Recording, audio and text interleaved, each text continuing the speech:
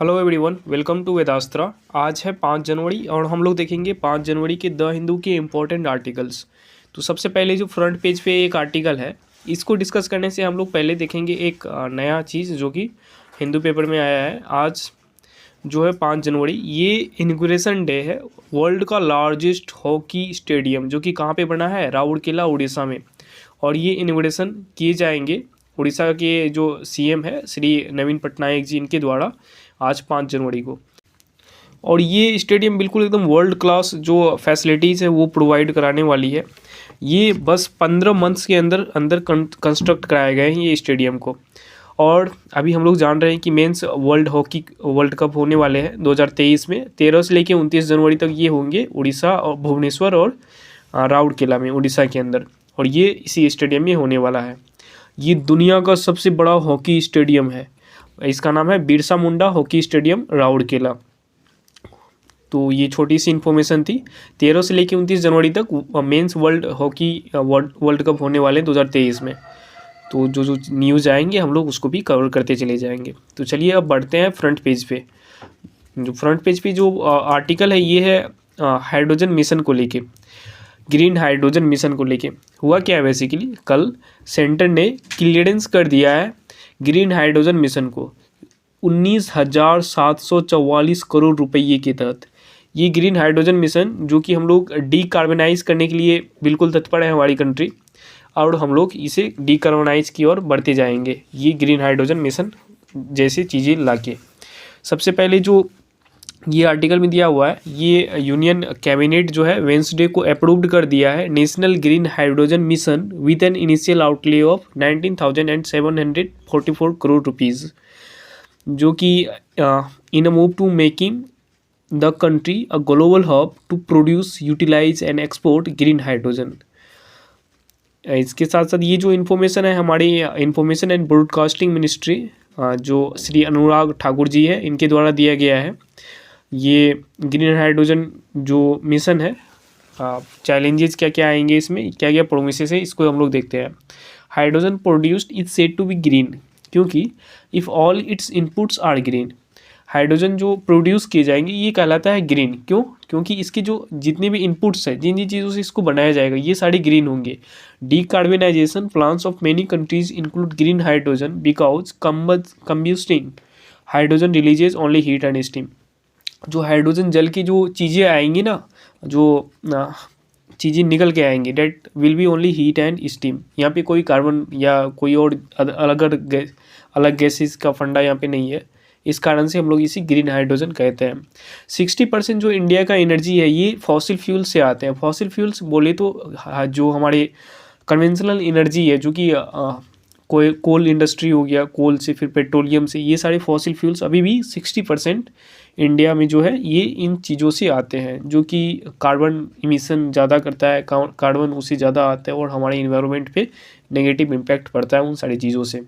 The production model of choice of green hydrogen is through the electrolysis of water. ये जो green hydrogen बनाए जाएंगे ये कैसे बनाए जाएंगे, वाटर में बेसिकली इलेक्ट्रोलाइसिस यानी कि करेंट, उसमें जो इलेक्ट्रिक करेंट है वो दिया जाएगा। इलेक्ट्रोलाइसिस से दो प्रोडक्ट निकल के आएंगे, हाइड्रोजन और ऑक्सीजन। यहाँ से जो ग्रीन हाइड्रोजन है उसको प्रोड्यूस किया जाएगा basically. India currently lacks the required electrolysers and need cheaper renewable energy. जो इलेक्ट्रोलाइजर्स क्या होता है बेसिकली, जिसमें इलेक्ट्रोलाइसिस का जो प्रोसेस है वो परफॉर्म किए जाएंगे, दैट इज़ कॉल्ड इलेक्ट्रोलाइजर्स। ये बेसिकली एक कंटेनर टाइप ऑफ वेसल्स होंगे जिसमें इलेक्ट्रोलाइसिस परफॉर्म किए जाएंगे, उसे किया जाएगा, इलेक्ट्रोलाइसिस का प्रोसेस उसमें कराया जाएगा। और ये जो है इंडिया में अभी उतनी अधिक मात्रा में नहीं है और ये सस्ते मात्रा में भी होनी चाहिए। इसके साथ साथ रिन्यूएबल एनर्जी जो कि एक सस्ता होना चाहिए, इसको भी इंडिया फेस करने वाले ये चैलेंजेस को। आगे हम लोग बढ़ते हैं। ये है technologies to adapt hydrogen fuel cells for use in vehicles are largely immature in India. जो व्हीकल्स होंगे उसमें जो हाइड्रोजन फ्यूल को चलाने के लिए जो टेक्नोलॉजी चाहिए, बेसिकली हाइड्रोजन फ्यूल सेल्स चाहिए, उसमें उसको अडेप्ट करने के लिए इंडिया में अभी उतनी ज़्यादा जो फैसिलिटीज़ है, उतनी ज़्यादा इंफ्रास्ट्रक्चर तैयार नहीं हुआ, उतना ज़्यादा यहाँ पे इमेच्योरिटी है बेसिकली, आप लोग बोल सकते हो। The next one is hydrogen leaks easily. Hydrogen जो है इजीली लीक कर जाते हैं। Liquid hydrogen reacts explosively with air.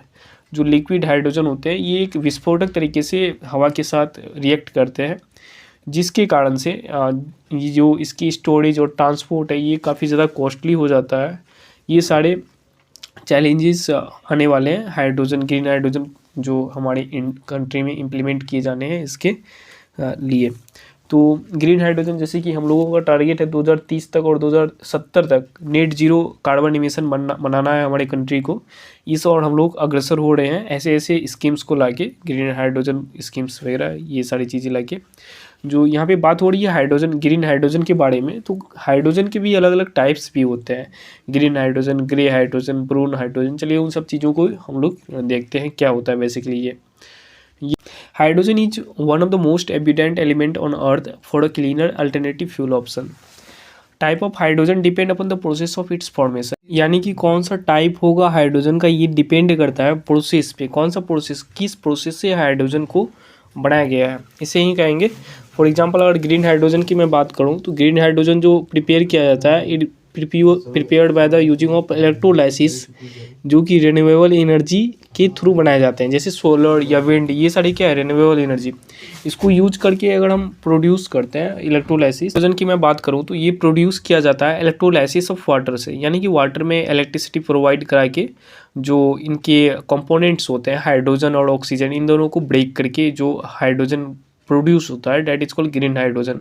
और जो वाटर में इलेक्ट्रिसिटी प्रोवाइड कराई जाती है ये इलेक्ट्रिसिटी होती है या तो सोलर एनर्जी से या फिर विंड एनर्जी से, यानी कि जो इलेक्ट्रिसिटी हम प्रोवाइड करा रहे हैं ये भी एक ग्रीन एनर्जी है, यानी कि ये भी एक रिन्यूएबल एनर्जी है, नवीकरणीय ऊर्जा है।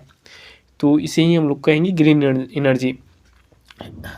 और बात करते हैं नेक्स्ट टाइप ऑफ हाइड्रोजन की, तो ये है ब्रोन हाइड्रोजन। ब्रोन हाइड्रोजन क्या होता है बेसिकली?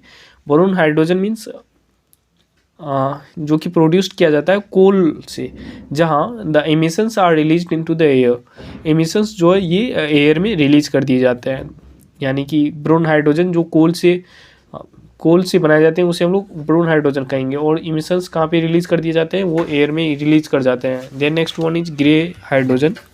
ग्रे हाइड्रोजन जो है ये प्रोड्यूस किया जाता है नेचुरल गैस से, और एसोसिएटेड जो एमिशंस है वो रिलीज किए जाते हैं एयर में, ग्रे हाइड्रोजन का भी।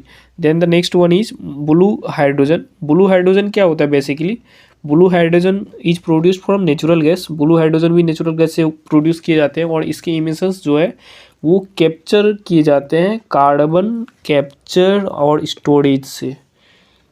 तो बेसिकली मैंने 4 टाइप्स ऑफ हाइड्रोजन आपको बताया। First one is green hydrogen. Green hydrogen जो कि रिन्यूएबल एनर्जी से प्राप्त होते हैं और इलेक्ट्रोलाइसिस यानी कि वाटर में इलेक्ट्रिक करंट प्रोवाइड करा के इलेक्ट्रोलाइजर्स के ऊपर वाटर रख के इलेक्ट्रोलाइसिस उसमें कराया जाता है और वहाँ से जो हाइड्रोजन प्राप्त होते हैं that is called green hydrogen. और next one is brown hydrogen. Brown hydrogen क्या होते हैं? जो हम कोल एनर्जी से हाइड्रोजन प्राप्त करते हैं और जो भी इमिशंस होते हैं, जो भी उसके उत्पाद होते हैं, उसे हम लोग एनवायरनमेंट में, एयर में बिल्कुल रिलीज कर देते हैं, that is called brown hydrogen. Then next one is grey hydrogen. Green hydrogen, brown hydrogen, grey hydrogen क्या होता है? ग्रे हाइड्रोजन भी हम लोग नेचुरल गैस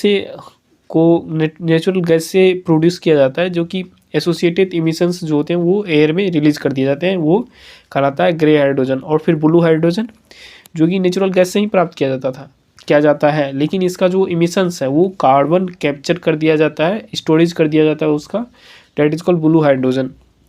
अब हम लोग चलते हैं नेक्स्ट आर्टिकल की तरफ।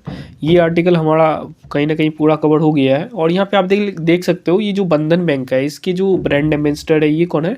सौरभ गांगुली जी। ये बातें छोटी छोटी भी याद रख लेनी चाहिए। चलते हैं नेक्स्ट आर्टिकल की तरफ मूव करते हैं।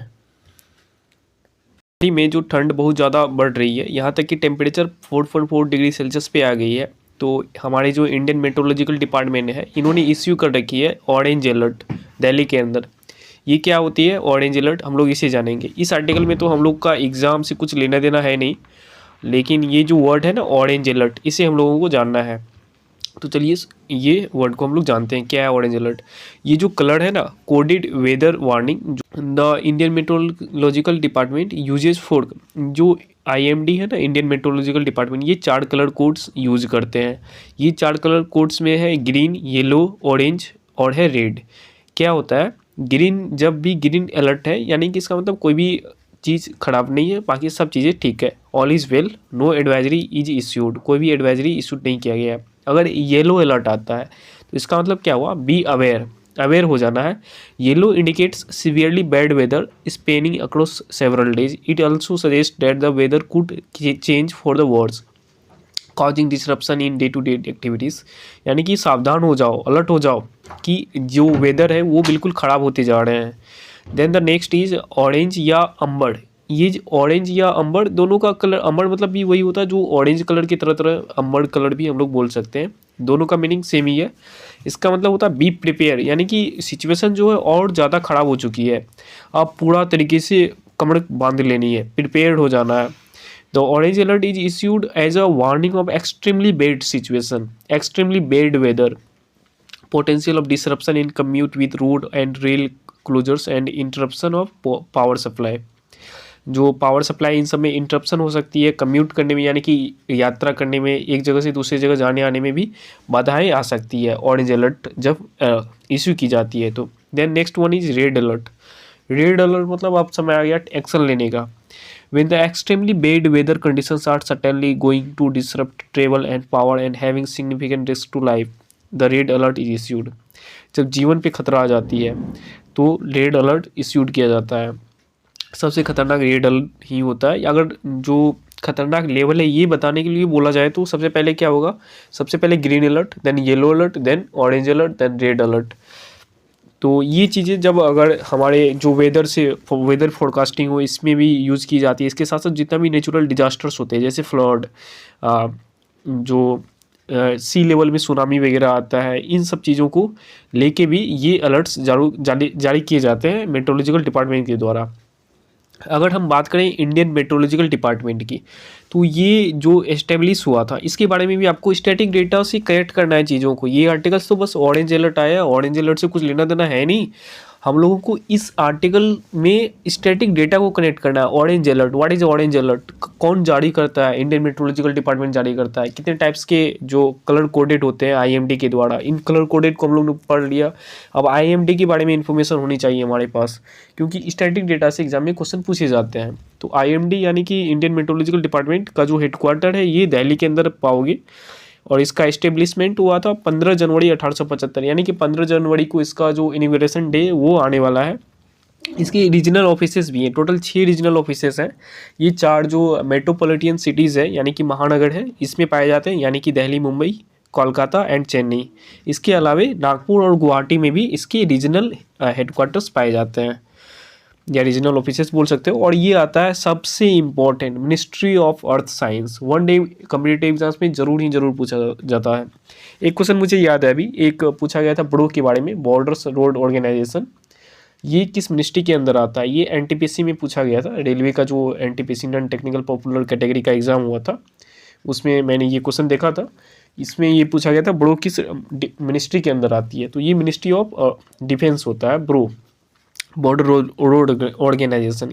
इसी तरीके से जो अलग अलग डिपार्टमेंट्स हैं, अलग अलग एजेंसीज है गवर्नमेंट के, कौन कौन सी मिनिस्ट्री के अंदर आती है इसको भी फोकस करते हुए हम लोगों को चलना है। तो ये जो IMD है इंडियन मेट्रोलॉजिकल डिपार्टमेंट, ये किसके अंदर आती है, मिनिस्ट्री ऑफ अर्थ साइंस के अंदर आती है। चलते हैं नेक्स्ट आर्टिकल की तरफ। नेक्स्ट आर्टिकल जो है हमारा, ये क्या है, silent valley bird species number goes up to 175। Silent valley's के जो बर्ड के, साइलेंट वैली में जो रहने वाली बर्ड्स हैं इसकी जो स्पेसीज है, ये स्पेसीज के जो नंबर है ये बर्ड के 175 हो गए। क्या है साइलेंट वैली, साइलेंट वैली जो है ये केरला के अंदर आप लोग पाओगे, और साइलेंट वैली में ही साइलेंट वैली नेशनल पार्क है। क्या हुआ था बेसिकली जानते हैं situation. A bird survey conducted at Silent Valley National Park in Kerala in the last week of December identified 141 species. Survey ये किया गया था साइलेंट वैली नेशनल पार्क, साइलेंट वैली के अंदर, इसमें 141 बर्ड को पाया गया। बेसिकली हुआ क्या, ये लास्ट जो सबसे पहले स्टार्ट हुआ था 1990 में हुआ था, 1990 में दिसंबर में ये किया गया था। 30 साल बाद 2020 में 30th एनिवर्सरी इसका होना था, जो कि 2020 में होना था, कोविड के कारण ये पोस्टपोन हो गए थे, और 2022 के दिसंबर में इसे कंडक्ट कराया गया। न्यू स्पेसीज जो आए थे यहाँ पे देख सकते हो आप, न्यू स्पेसीज इसमें था। न्यू स्पेसीज के नाम आपको जो नाम है वो याद होनी चाहिए, क्योंकि याद भी नहीं तो एटलीस्ट मोटा मोटा जो आइडिया वो होना चाहिए कि जैसे ब्राउन, यहाँ जो है ब्राउन वुड, ये brown wood owl, then banded bay cuckoo, then Malabar wood shrike, white throat kingfisher, Indian nightjar, jungle nightjar and large cuckoo shrike. ये बर्ड्स के जो स्पेसीज है ये नाम याद होने चाहिए या फिर मोटा मोटा आइडिया होनी चाहिए, क्योंकि एग्जाम्स में जब क्वेश्चन बनते हैं ना, जैसे ये 3 दे देंगे for example brown wood owl, banded bay cuckoo and Malabar wood shrike, ये तीनों कौन से जो जानवर है या कौन सी जो क्लास है इसमें बिलोंग करते हैं, ये पूछ लिया जाता है। तो बर्ड्स है या फिर एम्फीबियंस है या फिर और कुछ कुछ ऑप्शंस में देके पूछ लिए जाते हैं। तो वहाँ पे आपको ये अगर मोटा मोटा आइडिया रहेगा तो आप ज़रूर वहाँ पे ऑप्शन को टिक कर पाओगे। अब चलते हैं इसी तरीके से जो बर्ड्स सच एज यहाँ पे भी नाम दिया हुआ है बर्ड्स का, bird such as crimson backed sunbird, yellow brown bulbul, black bulbul, Indian white eye and Indian swiftlet were found in evidence in silent valley. ये सारे साइलेंट वैली जो है यहाँ पे बहुत ज़्यादा मात्रा में पाए जाते हैं। तो बस आपको इसमें बेसिक स्टैटिक पार्ट क्या होना चाहिए कि आपको पता होना चाहिए साइलेंट वैली जो है ये कहाँ पे है, साइलेंट वैली कहाँ पे है और ये साइलेंट वैली नेशनल पार्क किस राज्य में है। लोकेशन पूछा जाता है एग्जाम में, तो राज्य है केरला और साइलेंट वैली जो नीलगिरी जो पहाड़ है, नीलगिरी हिल्स, उस पे बेसिकली ये साइलेंट वैली नेशनल पार्क पाए जाते हैं। अब चलते हैं नेक्स्ट आर्टिकल की तरफ हम लोग मूव करते हैं। आर्टिकल है हमारा why has a high power Ladakh committee been formed. एक हाई पावर लद्दाख कमेटी क्यों फॉर्म किया गया। हाल ही में क्या हुआ है, जो स्टोरी है ये 2 जनवरी को मिनिस्ट्री ऑफ होम अफेयर्स ने कंस्टिट्यूट किया है एक हाई पावर कमेटी, जो कि चेयर किया जाएगा minister of state for the home minister Nityanand Rai ji के द्वारा, जो कि यूनियन टेरिटरी ऑफ लद्दाख के लिए होंगे। इसमें बेसिकली हुआ क्या ना है कि पिछले 3 सालों से काफ़ी ज़्यादा मुद्दा उठाया जा रहा है लद्दाख के कम्युनिटीज़, लद्दाख के अलग अलग ट्रैवल ग्रुप्स के द्वारा कि वहाँ की लैंड को सेव किया जाए, वहाँ के जो कल्चर है उसको सेव किया जाए। इसके साथ साथ काफ़ी चीज़ें वहाँ पे देखने को मिल रही है। ये जो कमेटी है ये डिस्कस करेगी measures to protect the region's unique culture and language taking into consideration. जो यहाँ का यूनिक कल्चर और लैंग्वेज है इसको कैसे हम लोग प्रोटेक्ट कर सकते हैं, इसको देखेगी ये जो कमेटी है ये। It's geographical location and strategic importance, साथ साथ में ये भी देखा जाएगा ensure protection of land and employment for the people of Ladakh. इसके साथ साथ जो लद्दाख के लोग हैं उसके लिए प्रोटेक्शन और लैंड के प्रोटेक्शन और एम्प्लॉयमेंट को भी देखेगी। Strategic inclusive development and discuss issues related to the empowerment of the Ladakh autonomous hill district council of Leh and Kargil. Basically बात क्या नहीं की लद्दाख के लोग चाहते हैं कि वहाँ पे एक ऑटोनोमस डिस्ट्रिक्ट काउंसिल मिल जाए इन लोगों को भी। अभी अगर आप शेड्यूल 6 के अंदर देखोगे हमारी कॉन्स्टिट्यूशन के, तो इसमें क्या दे रखा है ना कि शेड्यूल 6 के अंदर जो ऑटोनोमस डिस्ट्रिक्ट काउंसिल होते हैं ये मिला करते हैं अलग अलग स्टेट्स को। अभी की मैं बात करूँ तो अभी जो है टोटल 4 स्टेट्स को ऑटोनोमस डिस्ट्रिक्ट काउंसिल का दर्जा मिल चुका है। ये 4 स्टेट्स का नाम आपको ऐसे याद रखना है, ATMM। ए से जो होगा हमारा ये आसाम होगा, टी से त्रिपुरा होगा, एम से मेघालय होगा एंड अदर एम से जो होगा वो हमारा मिजोरम होगा। ये ATMM में क्या है, इन चारों स्टेट्स को ऑटोनोमस डिस्ट्रिक्ट काउंसिल मिल गया है। यानी कि इसका मतलब क्या हुआ कि यहाँ के जो लोग हैं ये डायरेक्टली अपना लॉ बना सकते हैं अपने एरिया के अनुसार, अपने जो आसपास के रीजन है उसके अनुसार। इसे पार्लियामेंट या फिर स्टेट लेजिस्लेशन से कोई मतलब नहीं होगा, ये खुद का लॉ खुद से बना सकते हैं। लोकल जो डेवलपमेंट है उसके लिए लोकल रीजन्स को देखते हुए, इन सारी चीज़ों को देखते हुए हुआ क्या है कि लद्दाख भी यही लॉ मांग रही है। लेकिन ऐसा होगा नहीं, क्योंकि जो ऐसा होगा नहीं, होम मिनिस्टर ने भी ये क्लियरिफाई कर दिया है कि ऐसा नहीं हो सकता है, क्योंकि जो ये ऑटोनोमस डिस्ट्रिक्ट काउंसिल का जो दर्जा है ये सिर्फ नॉर्थ ईस्टर्न स्टेट्स में मिल सकता है। यहाँ तक कि देखो ना, नागालैंड को भी नहीं मिल पाया, अरुणाचल को भी नहीं मिल पाया है, इसके साथ साथ जो मणिपुर है उनको भी नहीं मिल पाया है, तो ये लद्दाख को नहीं मिल पाएगा। तो इसका उपाय क्या है? उपाय जो ये कमेटी है ये देखेगी कि वहाँ पे क्या क्या चीज़ें हैं, उनको कैसे ठीक कर सकते हैं, इनके बारे में यहाँ पे डिस्कस किया जाएगा। मुद्दा ये है कि जो 5 अगस्त 2019 ये जो डेट है, ये आर्टिकल 370 जो है, जो जम्मू कश्मीर के अंदर ही लद्दाख था, उसको एक बिल्कुल खारिज कर देता है उस आर्टिकल को। अब यहाँ पे नया आर्टिकल जो आया, इसके तहत जो बाकी के लोग हैं इंडिया के अंदर, कोई भी लोग वहाँ पे ज़मीन खरीद सकते हैं। वहाँ पे अलग अलग डेवलपमेंट होगी, वहाँ पे नई नई होटल्स बनेंगे, नई इंडस्ट्रीज़ आएगी। इस कारण से लद्दाख के लोगों को डर लगता है कि कहीं हमारी लैंड नहीं चले जाए, हमारे जो यहाँ का कल्चर है ये ख़त्म ना हो जाए। तो इस कारण से ऑटोनोमस डिस्ट्रिक्ट काउंसिल की मांग करी ताकि उन चीज़ों को बचा पाए। That is why they are demanding this. So यही था इस आर्टिकल में। अब हम लोग आगे बात करते हैं नेक्स्ट आर्टिकल। ये है जल्लीकट्टू से रिलेटेड। जल्लीकट्टू कल्चरल प्रैक्टिस और क्रुएल्टी क्या है ये। जो सुप्रीम कोर्ट है, मुद्दा क्या है, ये 3-4 दिनों से चलता आ रहा है, हर एक साल जनवरी में आता है। ये जल्लीकट्टू जो फेस्टिवल है, ये बेसिकली परफॉर्म किया जाता है पोंगल के दिन। पोंगल जो 15 जनवरी को मनाया जाता है तमिलनाडु के अंदर।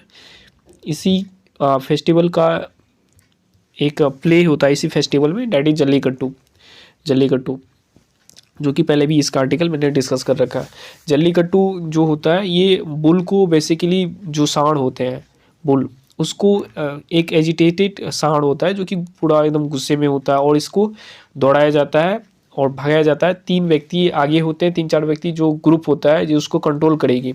अगर वो कंट्रोल कर लेता है तो जो विनिंग प्राइज़ है इन व्यक्ति को मिलेंगे, जो कि इन पर्सनस को मिलेंगे जो बुल को कंट्रोल कर रहे हैं। अगर नहीं कर पाया तो बुल का ऑनर विनिंग प्राइज़ ले जाएगा। यही है यहाँ पे जल्लीकट्टू। मुद्दा क्या है कि जल्लीकट्टू बैन था, सेंट्रल जो हमारी सुप्रीम कोर्ट है इन्होंने बैन कर दिया था जल्लीकट्टू को। अब ये जो तमिलनाडु गवर्नमेंट है ये चाहता है कि ये बैन ना हो, इससे जो तमिलनाडु की कल्चर है इस पे इम्पैक्ट पड़ता है। तमिलनाडु के जो ये इनका कहना है, तमिलनाडु गवर्नमेंट का कहना है कि ये जल्लीकट्टू हम लोग कई वर्षों से परफॉर्म करते हुए आ रहे हैं, हज़ारों वर्षों से, ये हमारा कल्चर है, इसे हम लोग ख़त्म नहीं करेंगे। इसके कारण जो सुप्रीम कोर्ट है ये अपना जजमेंट 8 दिसंबर को जो है ये रिजर्व करके रख लिया है, और ये सुनाने वाले हैं नेक्स्ट वीक को। अपना जो वर्डिक्ट है इस पर्टिकुलर चीज़ को लेके सुनाने वाले, इस कारण से ये न्यूज़ में है। देखते हैं नेक्स्ट वीक क्या आता है वर्डिक्ट सुप्रीम कोर्ट का, फिर ये हम लोग अच्छे से पूरा वर्डिक्ट को डिस्कस करेंगे। बाकी कुछ नहीं था इस आर्टिकल में, बाकी जो चीज़ें आ रही है वही अभी भी आ रही है। तो चलते हैं नेक्स्ट आर्टिकल की तरफ। ये 2 एडिटोरियल हम लोगों का बच जाता है। जो पहला एडिटोरियल है ये है an open letter to the Indian film industry, और ये नेक्स्ट एडिटोरियल जो है the values of local self governance. ये दोनों एडिटोरियल काफ़ी इंपॉर्टेंट एडिटोरियल है, एग्जाम पॉइंट ऑफ व्यू से भी, अंडरस्टैंडिंग पॉइंट ऑफ व्यू से भी, और ये हमारे कॉम्प्रिहेंशन वाले पार्ट में भी पूछे जा सकते हैं for the 1 day competitive exams. तो इसको हम लोग आज के लिए पोस्टपोन करते हैं, इसको हम लोग देखेंगे कल। ये दोनों एडिटोरियल को हम लोग कल देखने वाले हैं। आज मैं इसे नहीं कर पाऊँगा, कल इसे सिलेक्ट कर लूँगा, और कल के भी एडिटोरियल उसी में सिलेक्ट हो जाएंगे। तो इसको हम लोग कल देखेंगे। अब यहाँ पे वीडियो को एंड करते हैं। Thank you so much for watching. अगर वीडियो अच्छा लगा हो तो चैनल को तो सब्सक्राइब कीजिएगा ही कीजिएगा, साथ में लाइक बटन ज़रूर प्रेस कर दीजिएगा, और अपने फ्रेंड्स जिसको इसकी नीड हो उसे ज़रूर शेयर कीजिएगा। So thank you so much for watching. Good bye.